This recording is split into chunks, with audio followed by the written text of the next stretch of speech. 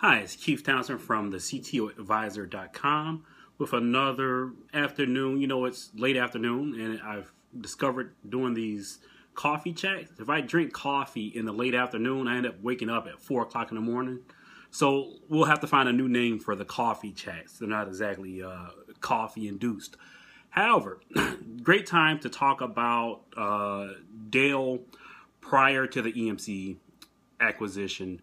One of the things that kind of kicked this off, one, I was having a conversation with Salavera, who works with Dell Marketing, a little bit over a week ago. It had to be over a week ago because it was before the announcement. And then looking at Michael Dell's interview over on theCUBE, I was thinking about Dell's enterprise chops before the acquisition. One of the things that Dell doesn't get much credit for is kind of their enterprise chops sans EMC.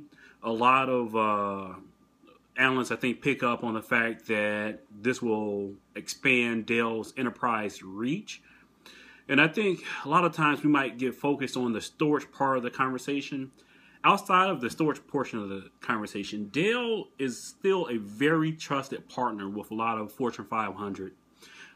Definitely a lot of enterprises, and most definitely a lot of small SMB shops, as well as their partnerships with companies such as Nutanix. I think one of the older hyperconverged solutions also used Dell to OEM their solutions. SolidFire, I think, uses Dell as an OEM.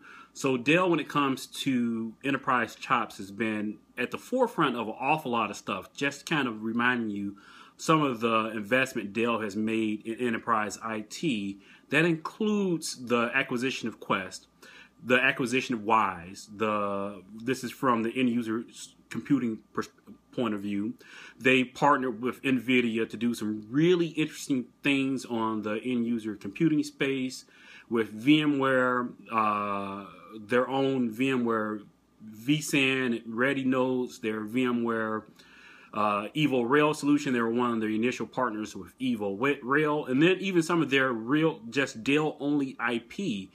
The networking piece, Dell doesn't get I think enough credit when it comes to what they're doing in the white box space. So creating white box space solutions that work with Dell's own recently announced network operating system, or working with solutions from companies such as Cumulus. Someone has to manufacture these devices, someone we trust with a large global footprint that can not only manufacture these solutions, but also support them worldwide. One of the earlier posts I did was on the value of white box solutions within the enterprise. Everyone kind of clamors for white box solutions, whether they're white box storage solutions, white box networking solutions, or even white box compute. White box compute no longer is such a big deal, but most definitely storage and networking. While we desire to have these solutions, interesting point made by Andy Warfield from Coho Data, the CTO of Coho Data as part of Storage Field Day 8 today, was that white box switches kind of suck.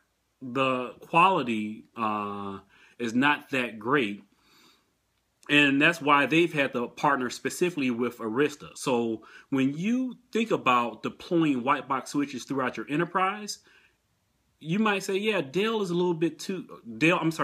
Cisco might be a little bit too far on the value prop chain on the other end, meaning that the delta between what you pay and what you get might be a little bit too high or too low. Whereas Dell, you still get a branded solution from someone with an enterprise level footprint, someone who can support your sites in Oklahoma or New York equally as well in Beijing, China, or in Tecate, Mexico. These places getting support for replacing out pieces of hardware is really, really tough things to do when you talk about white box level support. So Dell most definitely hasn't been given, I think, their proper due when it comes to the advantages they offer in the enterprise, especially as a value play. So when you think of the Sonic Wall acquisition, when you think of Quest Software giving competition to the big network providers, such as Aruba Networks, et cetera, et cetera, et cetera.